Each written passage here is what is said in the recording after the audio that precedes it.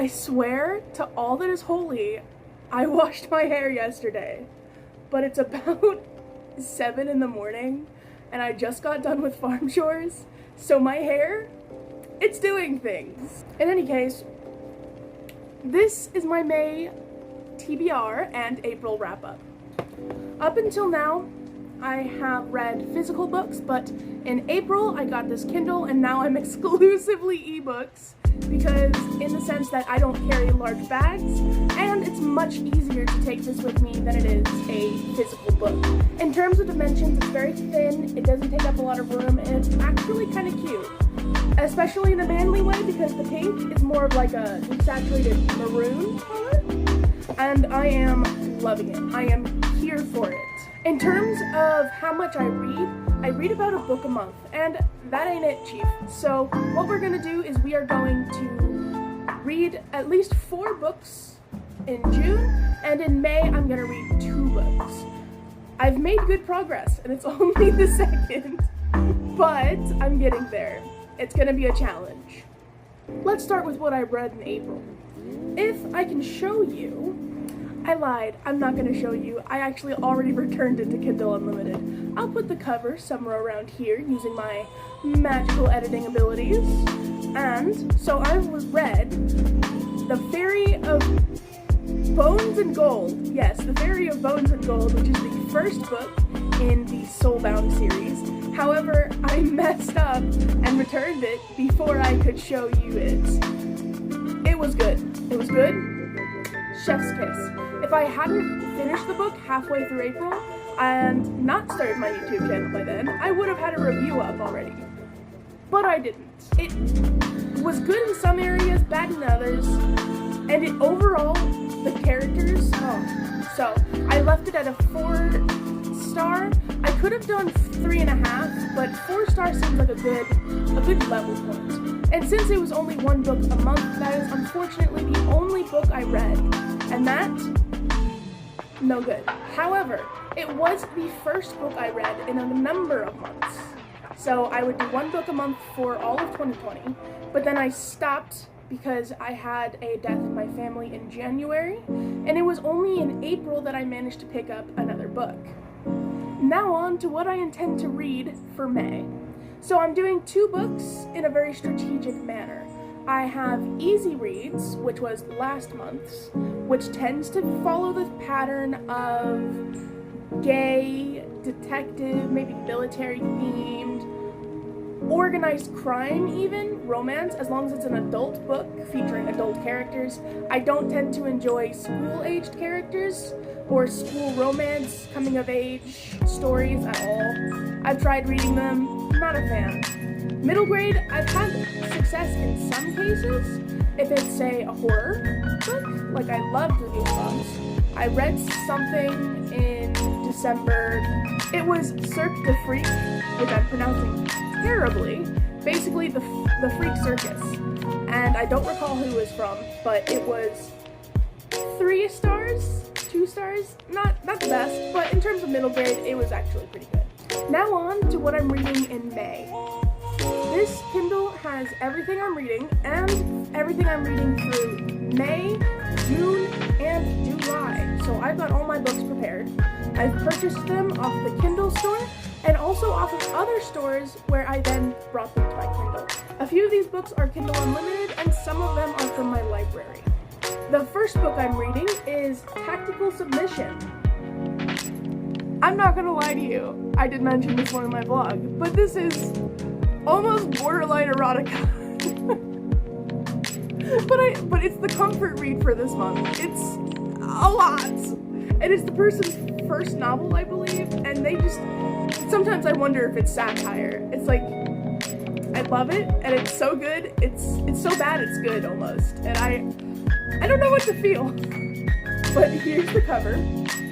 I'll give a better idea once I am editing this. However, I will post a review. I have a lot to say. I'm probably going to frame it in the sense that it'll be a critique for the author if they end up watching it, or someone who struggles with the similar problems that the author did. I'm going to frame it in the sense that it's a writing advice sort of review.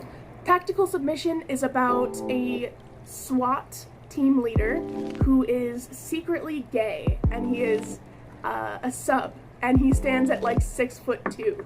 So he's not what you picture a sub to be. And the doctor is experienced in, let's just say, a lot of ways. He is the other one, he's the dom, and he is a forensic, I wouldn't say pathologist, a forensic examiner. He's the person who cuts people up and does autopsies and what have you. So they meet at this gay club where they know each other from court, and they hit it off, and it's interesting. It also features poly-romance, and so the doctor is married to a woman, and they both are mutually saying, you know, I'll go date other people, right? So that's what they're doing, and it's, representation-wise, amazing. However, it's a lot. It's a lot. If you like reading smut, then you'll like this book. Next, I'm reading Outlander, which you can't see at all. But Outlander, do I really need to introduce it? Anyway, I will introduce it for people who have not seen the show or have not read the books. Outlander is about a couple who were separated right after being married for 10 years during World War II. However, they get back together, and just in time for the main girl, the wife, to be transported from 1940s all the way back to the 1700s. So that is where the story begins. I'm about 10% of the way through. It's a read. I don't know how exactly to put it. This one is a lot more taxing on my head because, you know, some books are easy reads and they're super fun, but this one I'd consider more difficult. For one, it's longer. I don't recall exactly how many pages are in it, but I'm on chapter 4 and that's only 10% of the way through. The chapters are very, very long, and so it's rough. Let's just say that. The prose is very packed in, so there's a lot happening in a very short period of time, and the chapters are long, so it's almost like a constant whirlwind, going and going and going. So there's nothing to break on. There's no long periods of description where your mind can sort of relax a bit, like there was in The Fairy of Bones and Gold. So I enjoy it. I enjoy the actions. I enjoy the characters. But there are times where I have to read it for like 10 minutes, and then I have to take a break and say, you know what, I've read enough of this book, I'm gonna go read plotless smut for a bit. I'm sorry. I will be posting a review on that book, I promise. It's so funny to make fun of myself. It's a very good book, and for their first novel, it's well worth the buy. I spent $5 on it, and it was worth every penny, I guess, because it's just been fun to read. And even if the book's merit isn't all there, you know, it's, as long as I'm having fun, that's what's important. That concludes my very short little wrap-up because of the very pitiful amount that I read. So I am going to be reading on my Kindle all month, and in May I should be doing a few reading vlogs. I did record my writing vlog only yesterday, so I'm gonna see what I can do. If I add an extra third book onto May, if I finish these early, which I somewhat doubt because of the sheer length of Outlander, I might include an extra comfort read so that I can buffer my brain in that book, but I still worry that I may not finish it in time for June, which is the Whatever You Want-a-thon, which is the people on the June Whatever You Want-a-thon server are my favorites.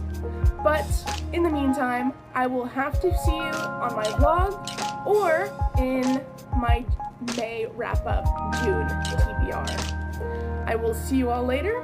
I hope you subscribe, like, comment, and have an amazing day. I really enjoy all of your presence here. Thank you.